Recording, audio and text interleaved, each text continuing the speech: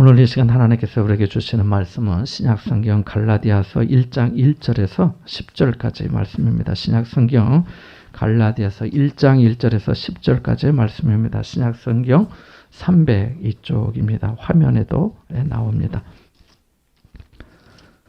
갈라디아서 1장 1절에서 10절의 말씀 같이 보겠습니다.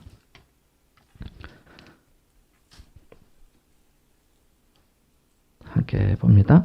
사람들에게서 난 것도 아니요 사람으로 말미암은 것도 아니요 오직 예수 그리스도와 그를 죽은 자 가운데서 살리신 하나님 아버지로 말미암아 사도된 바울은 함께 있는 모든 형제와 더불어 갈라디아 여러 교회들에게 우리 하나님 아버지와 주 예수 그리스도로부터 은혜와 평강이 있기를 원하노라. 그리스도께서 하나님 곧 우리 아버지의 뜻을 따라 이 악한 세대에서 우리를 건지시려고 우리 죄를 대속하기 위하여 자기 몸을 주셨으니 영광이 그에게 세세토록 있을지어다. 아멘.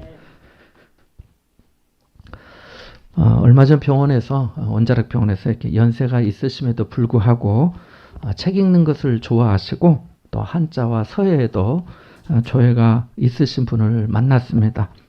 그날도 제가 만났는데 마침 책을 읽고 계셨습니다. 무슨 책인고 하면서 제가 보니까 중국의 사마천의 사기 어록을 읽고 계셨습니다. 자, 그 책을 잠깐 보았는데 거기에 읽으신 이렇게 좀 보니까 사람을 외모로 판단하지 말라는 그런 교훈이 있었습니다. 사람을 뭘로 판단하지 말라고요? 외모로 판단하지 말라. 이런 말씀이 있었어요.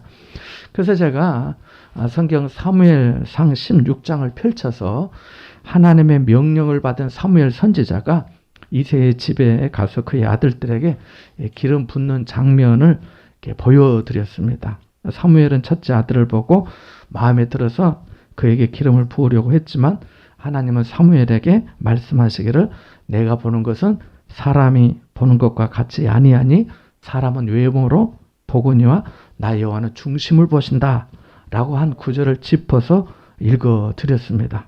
그리고 사기 어록과 성경의 중요한 차이를 말씀드렸습니다. 모두 사람을 외모로 취하지 말라, 외모로 판단하지 말라는 거였지만 성경에는 하나님이 계시고 사기 어록에는 하나님이 계시지 않다고 말씀드렸습니다. 그것은 분명히 교훈적이긴 하지만은 하나님이 없는 교훈이라고 말씀드렸습니다. 그랬더니 고개를 끄덕끄덕 하시더라고요. 계속해서 성경에 대해 말씀을 드렸더니 관심을 보이면서 자기는 이스라엘의 역사를 알고 싶다고 그렇게 말씀하신 겁니다. 생각해 보십시오. 교회를 그렇게 다니신 분도 아니고 이제 성경을 이렇게 조금 관심을 가지고 있는 분인데 이스라엘의 역사에 대해서 관심을 아픈 환자분이 그런 분이 얼마나 있겠습니까? 드물지요. 알고 싶다고 하셨어요. 그래서 제가 출애굽기의 말씀을 펼쳐 보이면서 혹시 모세라는 이름을 들어보신 적이 있냐고 물었습니다. 그랬더니 들어본 적이 있다고 또 하시는 겁니다. 그래서 출애굽기는 그 모세가 처음으로 등장한다고 말씀을 드리면서 이때부터 이스라엘이 하나의 민족으로서 공동체를 이루고 세계 역사 가운데 독립된 하나님의 백성, 하나님이 선택한 민족으로 등장하게 된다고 말씀드렸습니다. 이틀 뒤에 그분을 다시 찾았습니다. 어르신은 이틀 사이에 출애굽기를 1장부터 15장까지 벌써 읽으셨습니다. 그래서 모세 이름 뜻이 건져냈다 이런 뜻이라고 제가 말씀을 드리면서 모세가 물에서 건져졌다는 것은 구원받았다는 의미라고 말씀을 드렸습니다. 그러잖아요. 물에 빠진 사람이면 다 뭐 아이든 어리든 우리가 생각하기에 다 죽게 되는 건데 모세라는 이름이 건져졌다, 구원받았다라고 하는 그런 뜻이라고 말씀을 드리고 우리도 또한 하나님의 은혜 가운데서 죄에서 건짐을 받았다고 하면서 함께 기도를 한 적이 있습니다. 누가 성경에 대해 흥미를 가지고 배우려고 하는 마음을 만날 때마다 저는 하나님께 감사하고 그가 복되다 이렇게 생각합니다. 총 40장까지 있는 출애굽기 이야기 중에 은혜롭고 교훈이 되는 말씀이 많은데 그 중에 제 개인적으로 가장 인상적인 대목을 하나 들라고 하면은 모세가 하나님의 부름을 받아서 시내산에 올라갔을 때입니다.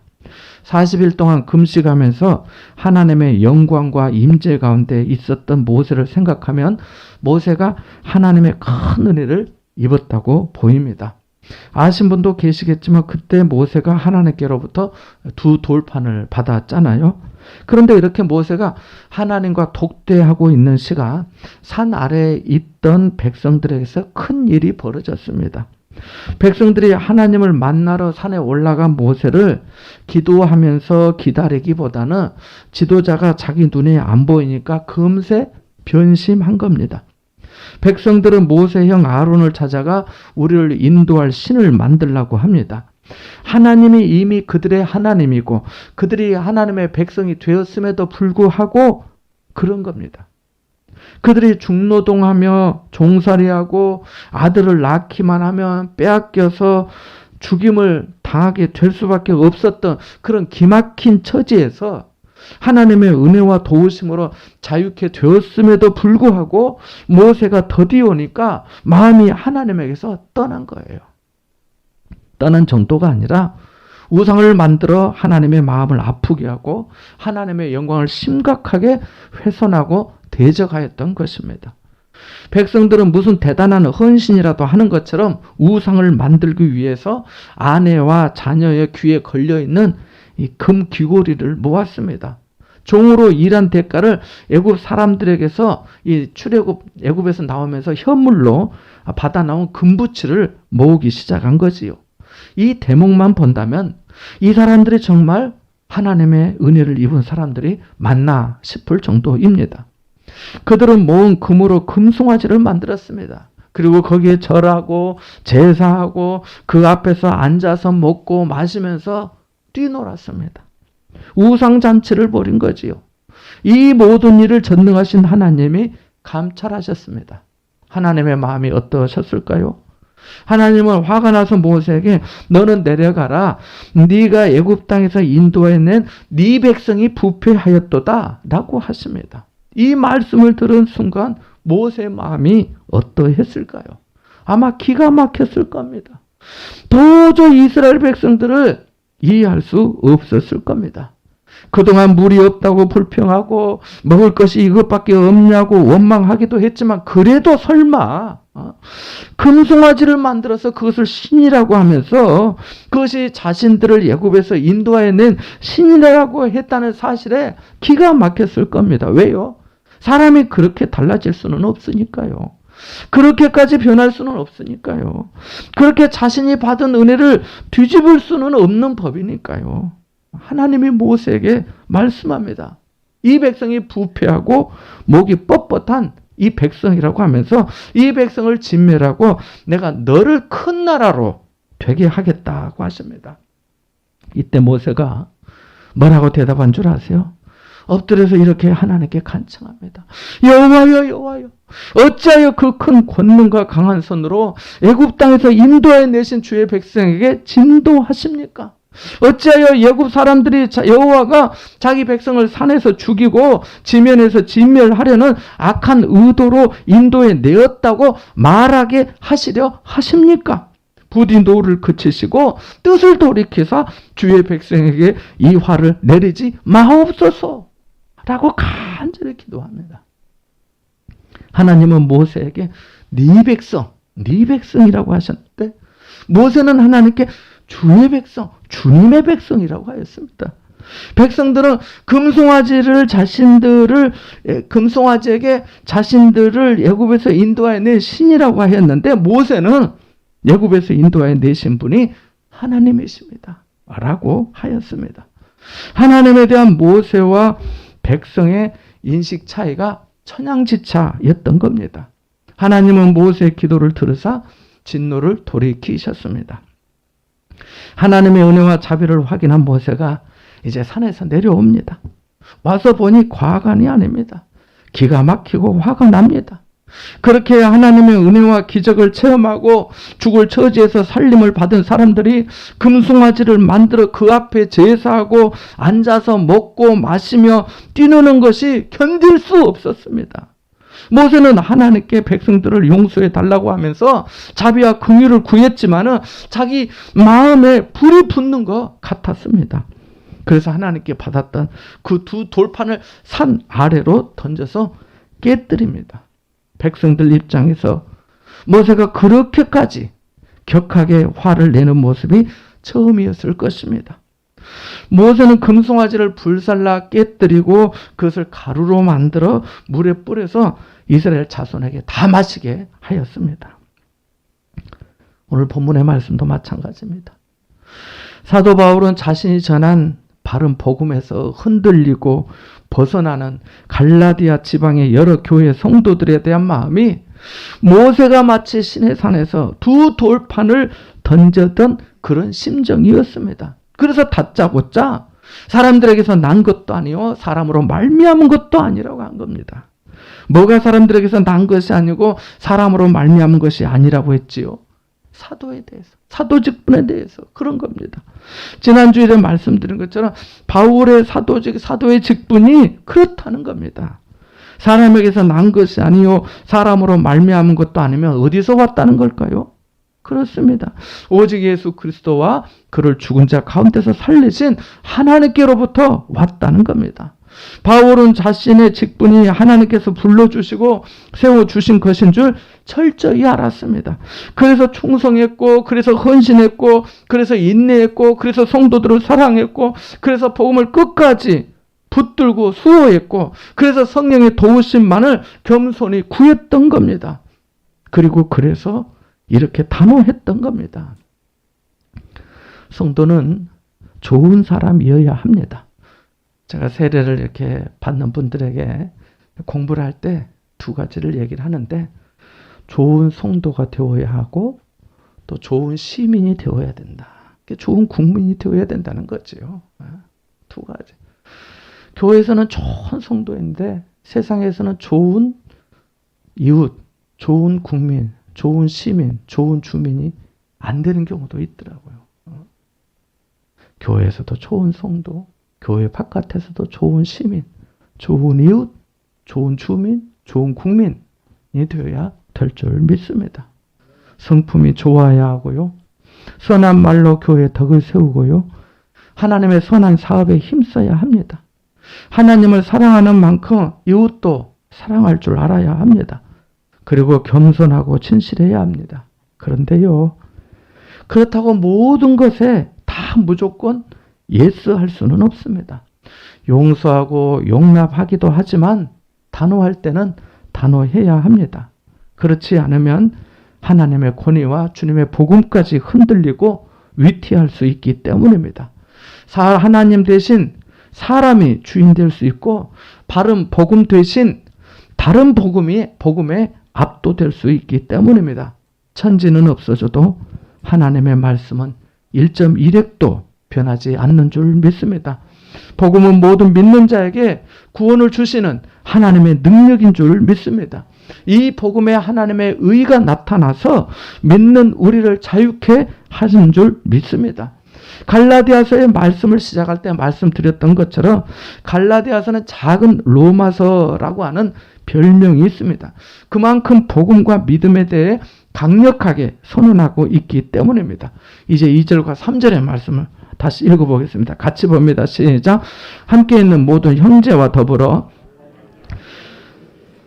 우리 하나님 아버지와 주 예수 그리스도로부터 은혜와 평강이 있기를 원하노라. 아멘. 여기 2절에 함께 있는 모든 형제는 바울을 처음 선교사로 파송했던 안디옥 교회의 성도들과 동역자들을 의미합니다. 자, 이 말씀을 1절 말씀과 연결해 생각해 볼 수 있는데요.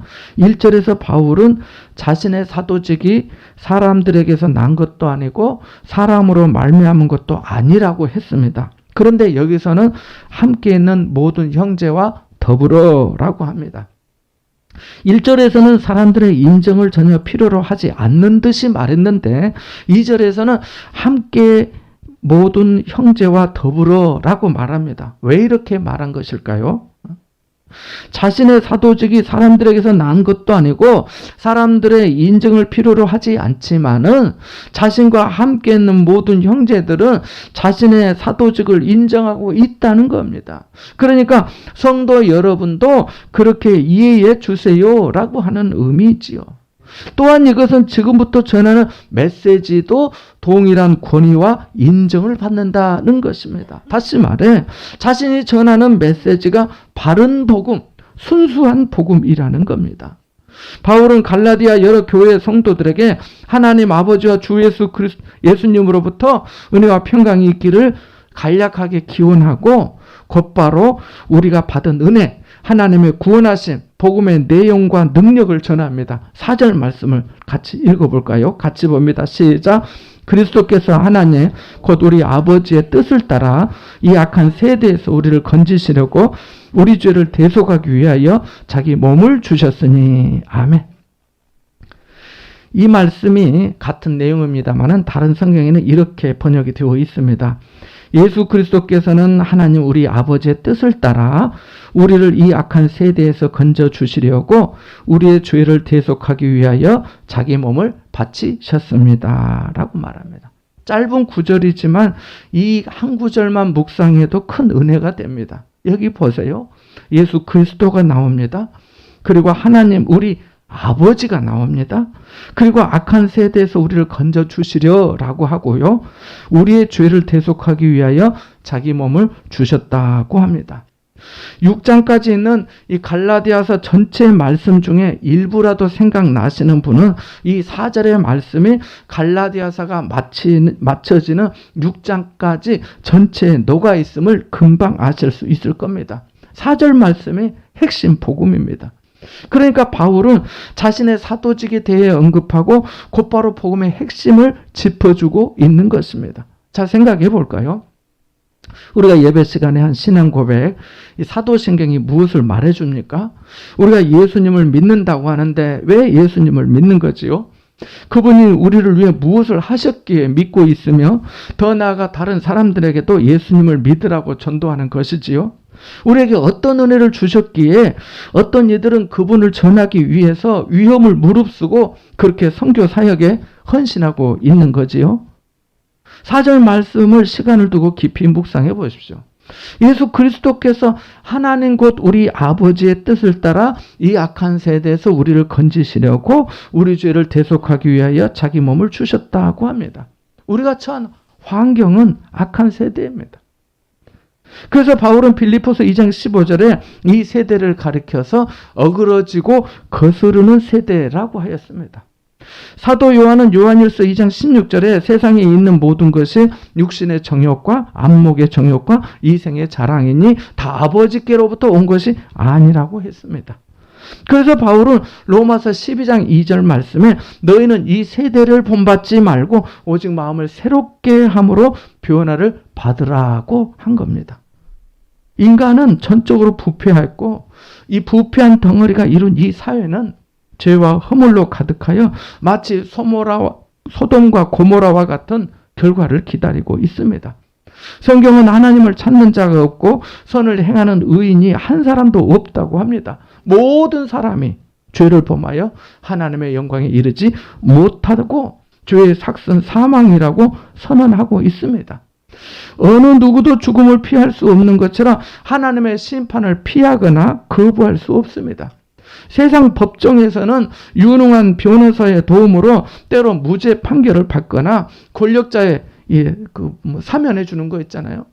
사면으로 권리를 되찾기도 하지만 불꽃 같은 눈으로 온 땅을 두루 감찰하시며 사람의 마음의 동기와 행위를 달아보시는 하나님 앞에서는 그럴 수 없습니다. 이런 환경에 있는 우리를 하나님이 사랑하셨습니다. 우리가 하나님을 사랑한 것이 아니라 하나님이 먼저 우리를 사랑하여 죄로 영원한 지옥의 심판을 받을 수밖에 없는 인생을 구원하시기로 하셨습니다. 하지만 하나님은 공의로우신 분이시라 어떻게든 죄의 값을 치러야 했습니다. 이것이 공의로운 심판이니까요. 우리가 물건을 내 것으로 하기 위해서는 값을 치러야 올바른 것처럼 하나님도 그렇게 하셔야 했습니다. 하지만 죄 있는 사람이 죄 있는 사람을 대신해 죽을 수는 없었습니다. 죄 없으신 이가 죄인을 위해 죽어야 했습니다. 그분이 바로 독생자 예수 그리스도이십니다. 하나님은 하나님의 세상을 이처럼 사랑하사 독생자를 주셨으니 그를 믿는 자마다 멸망하지 않고 영생을 얻게 하려 하심이라는 요한복음 3장 16절의 말씀처럼 성령으로 동정녀 마리아에게 잉태케 하여 독생자 예수님을 이 세상에 보내주셨습니다. 이 내용도 중요하니까 그 사도신경에 있는 겁니다. 예수님도 이것을 아셨습니다.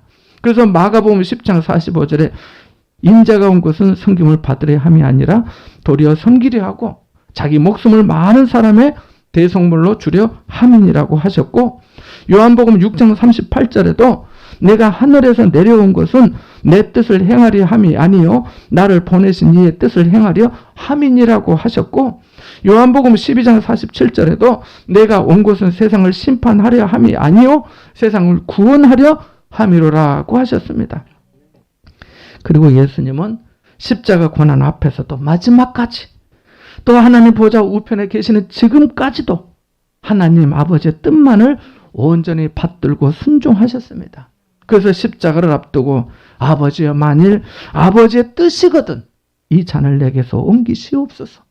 그러나 내 원대로 마시옵고 아버지의 원대로 되기를 원하나이다 라고 하시고, 요한복음 6장 40절에도 내 아버지의 뜻은 아들을 보고 믿는 자마다 영생을 얻는 이것이니 마지막 날에 내가 이를 다시 살리리라고 하신 겁니다. 자, 짧지만 4절의 말씀이 이 내용 아닙니까? 예수 그리스도께서 하나님 곧 우리 아버지의 뜻을 따라 이 약한 세대에서 우리를 건지시려고 우리 죄를 대속하기 위하여 자기 몸을 주셨다고 하니까요. 다음에 갈라디아서 4장의 말씀을 배울 때 확인이 되시겠지만은 복음은 죄로 죽을 수밖에 없는 인생이 예수님으로 말미암아 죄를 대속받을 뿐만 아니라 존귀하신 하나님께 아빠, 아버지라 부를 수 있게 하였습니다. 이것이 은혜 아닙니까?